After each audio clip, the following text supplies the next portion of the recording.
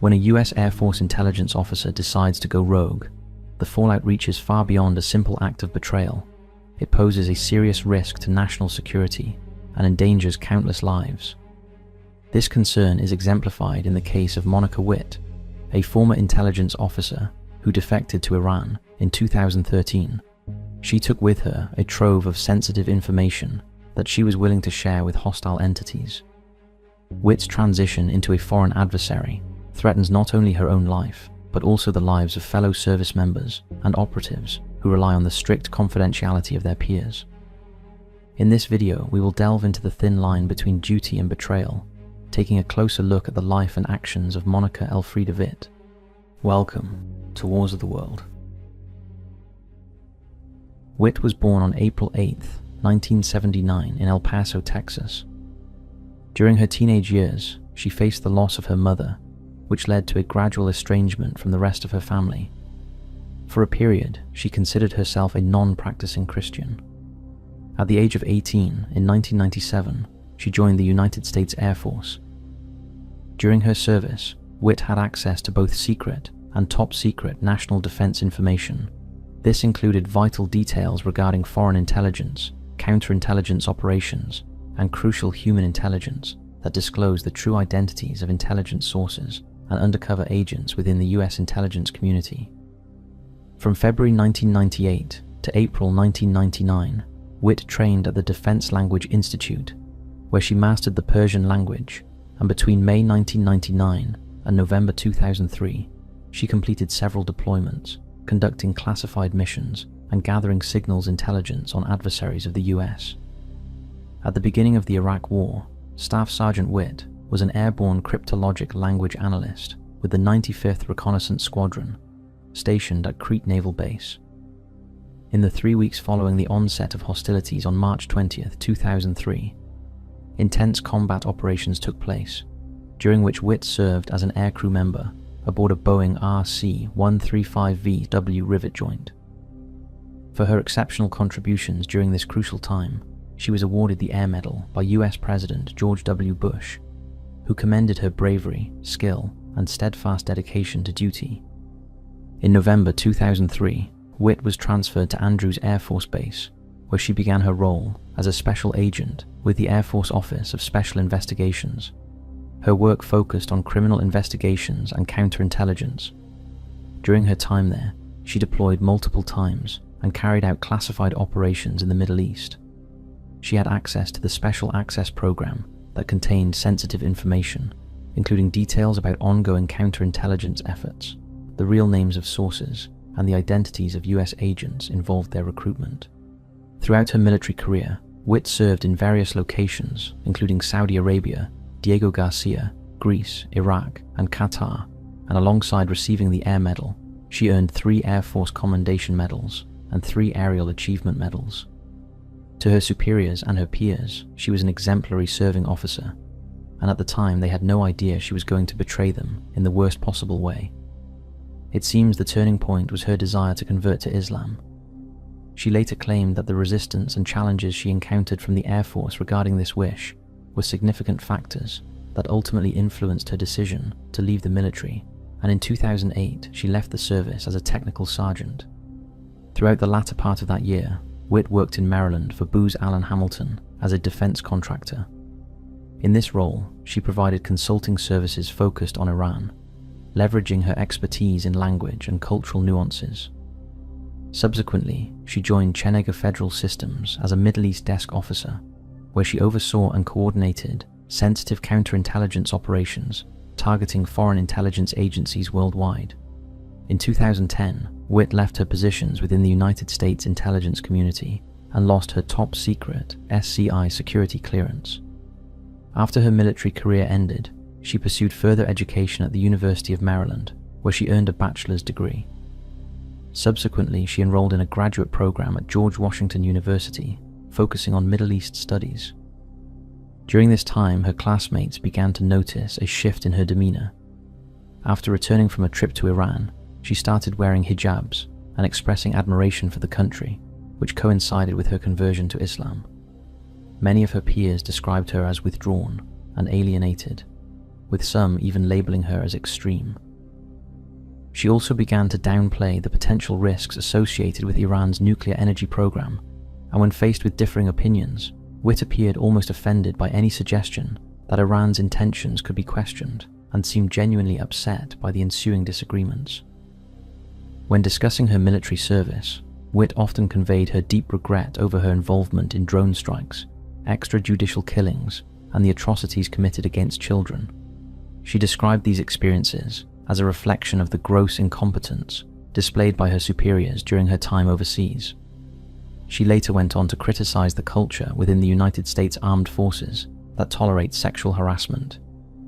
In February 2012, just before graduating from George Washington University, the government believes that Witt started to enact plans to betray the United States and defect to Iran. In February 2012, Monica traveled to Iran to participate in the International Conference on Hollywoodism. This event was marked by strong anti-Western rhetoric aimed at condemning US moral values and fostering anti-American sentiments. Attendees shared anti-Semitic views and propagated conspiracy theories, including Holocaust denial. While in Iran, Witt was voluntarily filmed, during which she identified herself as a US military veteran and expressed her criticisms of the American federal government. Her statements, along with her conversion to Islam, were broadcast on Iranian television later that month. Shortly after, the FBI issued a warning to Witt, indicating that she was a target for recruitment by Iranian intelligence. She assured US authorities that she would not share any sensitive information with Iran. However, less than a month later, Witt started collaborating with American-Iranian journalist and media figure Mazieh Hashemi, and from June 2012 through August 2013, she maintained regular communication with Hashemi and displayed behaviors that suggested she was acting as an operative for Iranian intelligence. In her exchanges with Hashemi, Witt floated the idea of leaking intelligence data, remarking, "If all else fails, I might just go public with a program and pull a Snowden, or even contemplate defecting to Russia." During this time, she conveyed deep regret for her participation in what she referred to as serious war crimes while serving in the Air Force. In July 2013, investigations revealed that Witt began searching Facebook for former colleagues from her counterintelligence days. She was particularly interested in reconnecting with an operative she had worked with on a special access program and the spouse of another co-worker. On August 28, 2013, she took a flight from Dubai to Tehran, officially defecting to Iran. Her friends in the US had no idea of her plans and last heard from her in the summer of 2013. At that time, she was reportedly in Afghanistan or Tajikistan, where she was allegedly teaching English. After a few months without any communication, they grew increasingly worried for her safety and eventually reported her missing. Investigations by the FBI into her disappearance uncovered what Witt was really up to. After arriving in Iran in 2013, Witt was assigned housing and equipped with advanced computer technology to support her collaborative efforts with the Iranian government. Shortly after her arrival, she took a drastic and concerning step by revealing to Iranian officials the codename and operational details of a highly sensitive special access program she had been privy to during her time at the US Department of Defense. This serious breach not only endangered her, but also exposed classified US intelligence operations. From January 2014 to May 2015, Witt engaged in subversive activities by creating and managing multiple fraudulent Facebook accounts. Using these fake identities, she conducted detailed investigations into US intelligence personnel she had previously worked with, gathering information and compiling what are known as target packages. These packages included thorough profiles and data that could aid Iranian intelligence in attempted recruitment. Witt took her actions even further by disclosing the true identity of a US intelligence operative and compromising counterintelligence efforts. This alarming move raised serious concerns among US officials, with the FBI's Executive Assistant Director for National Security describing her disclosures as a significant threat to national security. The consequences of her actions underscored the vulnerabilities within US intelligence and sparked critical concerns about the safety of its operatives and the integrity of confidential operations. She is also reported to have played a significant role in the interrogation of 10 United States Navy sailors who were apprehended during the 2016 US-Iran naval incident, a highly publicized crisis that strained diplomatic relations between the two nations. By 2019, there were growing concerns that Witt had formed a collaboration with the cyber warfare group known as Phosphorus, which is also referred to by various other names, including Charming Kitten. This group has been identified for its sophisticated hacking techniques and its targeting of high-profile individuals and organizations. In October 2019, Microsoft released a statement highlighting that Phosphorus had made attempts to breach accounts associated with a candidate in the 2020 United States presidential election during the months of August and September. TechCrunch pointed out that the only two candidates confirmed to be utilizing Microsoft's email services at that time were Donald Trump and Mark Sanford, raising questions about the potential motivations behind the cyber intrusions.